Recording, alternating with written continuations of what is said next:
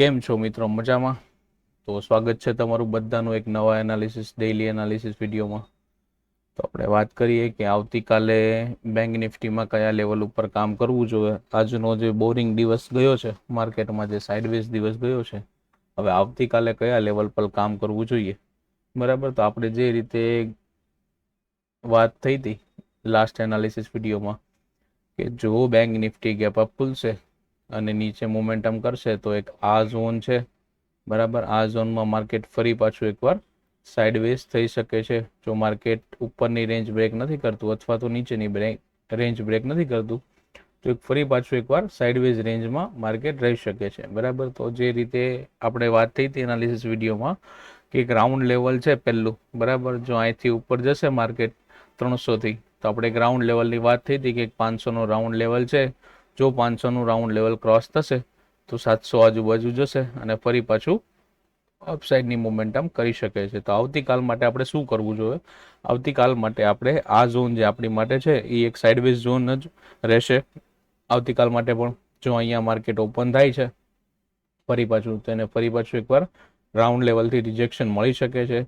Market જો gap up opening થાય છે, બરાબર, ગેપ અપ ઓપનિંગ થાય છે 600 થી 700 ની વચ્ચે, 47,600 થી 700 ની વચ્ચે માર્કેટ ગેપ અપ ઓપનિંગ થાય છે, તો ત્યાંથી એક વેઇટ કરશું કે કોઈ પોઝિટિવ કેન્ડલ આપણને મળે છે, બરાબર, અને ઉપર 800 નું લેવલ ટેસ્ટ કરી અને થોડું ત્યાં ટાઈમ હોલ્ડ કરે છે અને ફરી પાછું ઉપર જાય છે, તો આપણી પાસે એક અપસાઇડની મોમેન્ટમ ઓપન થશે અને અપસાઇડની મોમેન્ટમ આપણને પહેલી વાર લઈ જશે 48,000, એટલે 48,000 નું લેવલ જે છે આપણું રાઉન્ડ લેવલ, એ આપણી માટે એક રેઝિસ્ટન્સ બને છે.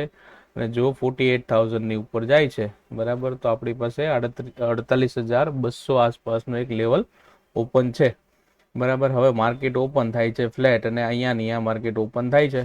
ઓપન થયા પછી ઉપરનો એક બ્રેકઆઉટ આપે છે, તો ઉપરના બ્રેકઆઉટ સાથે આપણી માટે પહેલો ટાર્ગેટ બની શકે છે 700 થી 750 ની વચ્ચે. ફરી પાછું એકવાર રિટ્રેસમેન્ટ કરી અને ઉપર જાય છે તો આપણી માટે ટાર્ગેટ ઓપન છે 48,000, ઉપર જઈને 48,200. હવે માની લો કે માર્કેટ થયું છે ગેપ ડાઉન ઓપનિંગ, બરાબર, ગેપ ડાઉન ઓપનિંગ થઈ છે અહીંયાની આસપાસ 47,200 ની આસપાસ થાય છે, બરાબર. તો આ એક આપણી માટે સપોર્ટ ઝોન છે. જે રીતે આપણે આ લાઈવ લેવલ આપેલા હતા ટેલિગ્રામ ઉપર, ટેલિગ્રામ જોઈન નથી કરી તો જોઈન કરી લેજો, બરાબર, ડિસ્ક્રિપ્શનમાં લિંક પણ આપેલી છે. તો લાઈવ લેવલ આપણે ત્યાં અપડેટ કરતા રહીએ છીએ, બરાબર. તો અહીંયા સમજી લો કે ગેપ ડાઉન ઓપન થાય છે, તો આ એક સપોર્ટ ઝોન છે. અહીંયા વેઇટ કરજો સવારની 15 મિનિટ, અહીંયા શું મોમેન્ટમ કરે છે. અગર અહીંયા જો હોલ્ડ કરે છે, બરાબર, હોલ્ડ કરીને બ્રેકડાઉન કરે છે, તો એક આપણને ડાઉન સાઈડનો ટ્રેડ મળી શકે છે, જે આપણી માટે સપોર્ટ નવો બનશે એ 47,000 આસપાસનો બનશે. 47,000 થી ફરી પાછું એકવાર અપસાઇડની મોમેન્ટમ કરી શકે છે, બરાબર. તો આ આપણે બેંક નિફ્ટી માટેના કાલના લેવલ છે. જો ઉપર જાય છે માર્કેટ તો ઉપરની બાજુ આપણને રિટ્રેસમેન્ટ કરીને 3 ટાર્ગેટ આપણી માટે ઓપન છે, અને માર્કેટ જો ડાઉન સાઈડ જાય છે તો આપણી માટે 47,000 નો સપોર્ટ છે, બરાબર. બેંક નિફ્ટી આની વચ્ચે કોઈ જ ફરી મુવમેન્ટ નહીં આપે. આની વચ્ચે સ્કેલ્પિંગ મોમેન્ટમ, જે સ્કેલ્પર છે જેનો અનુભવ છે એ સ્કેલ્પિંગ કરી શકે છે આની વચ્ચે, બાકી હોલ્ડ કરજો. હવે આવતીકાલે મંગળવાર છે અને ફિન નિફ્ટીની એક્સપાયરી છે, તો ફિન નિફ્ટીના પણ આપણે લેવલ જોઈ લઈએ કે આપણને ક્યાં હીરો જીરો મળે છે. આપણે જે રીતે ગઈકાલે વાત કરી હતી કે આજે મિડ કેપની એક્સપાયરી છે, જો મિડ કેપ હાઈ બ્રેક કરશે ઓલ ટાઈમ હાઈ તો મોમેન્ટમ આપશે, પણ એ પણ એક સાઇડવેઝ ઝોનમાં જ હતી આજે, બરાબર. તો એ એકવાર જોઈ લઈએ આપણે કે એની મોમેન્ટમ આજની કેવી હતી, બરાબર. જે રીતે આપણે વિડીયોમાં કીધું હતું કે જો આ રેન્જમાં માર્કેટ રહેશે તો માર્કેટ સાઇડવેઝ ઝોનમાં રહેશે. અહીંયા કોઈ જ આજે મિડ કેપે આપણને સારો ટ્રેડ આપ્યો નથી.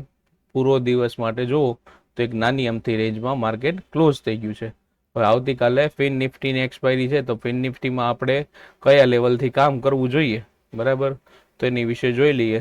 તો ફિન નિફ્ટીમાં આજે પણ પૂરો દિવસ જે આ એક સાઇડવેઝ રેન્જમાં હતું અને સ્લો એન્ડ સ્ટડી અપસાઇડની મોમેન્ટમ કરી હતી, બરાબર. આજનું માર્કેટ આપણે જોઈએ આમ તો બુલિશ ટુ સાઇડવેઝ હતું, બરાબર, નહોતું જાજુ નેગેટિવ કે નહોતું જાજુ પોઝિટિવ.